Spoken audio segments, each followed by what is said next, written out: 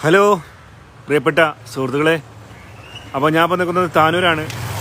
താനൂർ ജുറൈജിൻ്റെ നാട്ടിലാണ്. കടപ്പുറത്തിൻ്റെ തൊട്ടടുത്താണ് ഇപ്പോൾ ഞാൻ നിൽക്കുന്നത്. അവരുടെ വീടിൻ്റെ കുറച്ചിപ്പുറത്താണ്, കടപ്പുറത്തല്ല ഞാൻ നിൽക്കുന്നത്, കുറച്ചിപ്പുറത്താട്ടോ.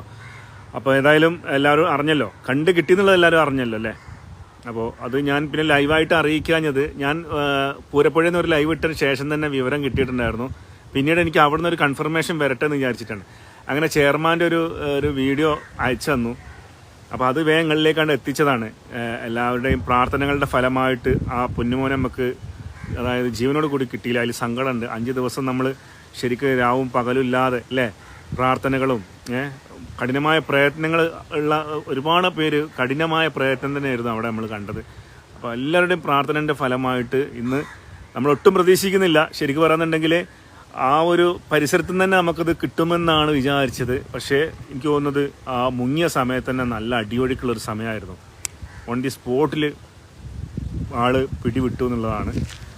അപ്പോൾ ഏതായാലും കണ്ട് കിട്ടിയിട്ടുണ്ട്. കണ്ട് കിട്ടിയ വിവരം എല്ലാവരോടും പറഞ്ഞല്ലോ. അപ്പോൾ ഞാൻ പിന്നെ അത് പറയാഞ്ഞതാണ് നേരത്തെ ലൈവിൽ.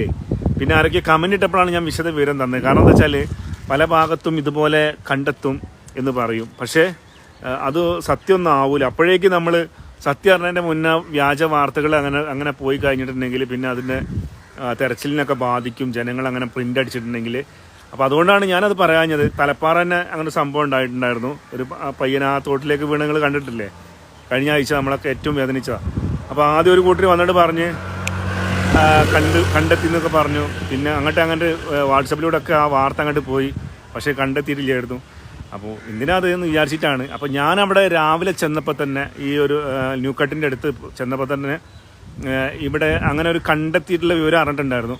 ഉടൻ തന്നെ ആംബുലൻസിൽ ഈ ജുറൈജിൻ്റെ, അതായത് ഉമ്മാൻ്റെ ആങ്ങള, അവരിങ്ങോട്ട് എന്ത് പണിയെന്ന് വെച്ചാൽ നേരെ വിട്ടു.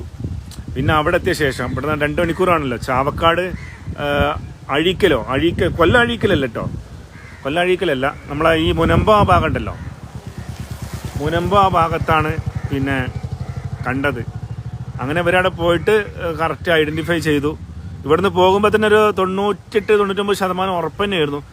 എങ്കിലും പിന്നെ ഞാനത് പറയാഞ്ഞതാണ്. അപ്പോൾ എന്തായാലും ആ അപ്ഡേറ്റുകളിലേക്ക് എത്തിച്ചു. നിങ്ങളെല്ലാവരും ആ കാര്യങ്ങളൊക്കെ അറിഞ്ഞല്ലോ അല്ലേ. അപ്പോൾ ഇനി നാട്ടിലേക്ക് കൊണ്ടുവരുന്ന കാര്യം അത് പറയാൻ കൂടിയാണ്.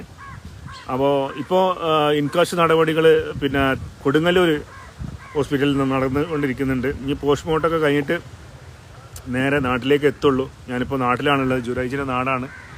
നമ്മളിപ്പോൾ നിൽക്കുന്നത് താനൂർ പഴയ താനൂർ ടൗൺ ഉണ്ടല്ലോ, അതിവിടെയാണ്. ഇവിടുന്ന് ഇതിലാണ്ട് പോയിട്ടുണ്ടെങ്കിൽ ഇങ്ങോട്ട് പോന്നിട്ട് നേരെ തിരിഞ്ഞു പോയിട്ടുണ്ടെങ്കിലാണ് ഈ എടക്കടപ്പുറം എന്ന് പറഞ്ഞ സ്ഥലം. ഞാനിപ്പോൾ ആ സ്ഥലമൊക്കെ സ്പോട്ടൊക്കെ കണ്ടിട്ട് വരികയാണ്. അപ്പം ഈ ഒരു മയ്യത്ത് കൊണ്ടുവരുന്ന സമയത്ത് അതിൽ പ്രാർത്ഥനകളൊക്കെ ആയിട്ട് ഒരുപാട് പേര് വരാൻ ആഗ്രഹിക്കുന്നവരുണ്ടാവും അല്ലേ, മയ്യത്ത് നമസ്കാരം ഉണ്ടാവുമല്ലോ. അപ്പോൾ അതിൽ പങ്കെടുക്കാൻ ഒരുപാട് പേര് ആഗ്രഹിക്കുന്നവരുണ്ടാവും. ഒത്തിരി ഞണ്ടിനൊക്കെ പിടിക്കുന്ന സ്പോട്ടാട്ടത് ഉണ്ടോ. ഇവിടെ ഞാൻ ഇതിൻ്റെ മുന്നിൽ വന്നിട്ടുള്ളൊരു സ്പോട്ടാണ്. അപ്പോൾ അവിടെ നിന്ന് നേരെ മെയിൻ റോഡിലേക്ക് കയറി കഴിഞ്ഞാൽ പിന്നെ വലത്തോട്ട് പോയി കഴിഞ്ഞാൽ താനൂർ പഴയ അങ്ങാടി, അവിടെ നമ്മൾ ലെഫ്റ്റിലേക്ക് പോവുക.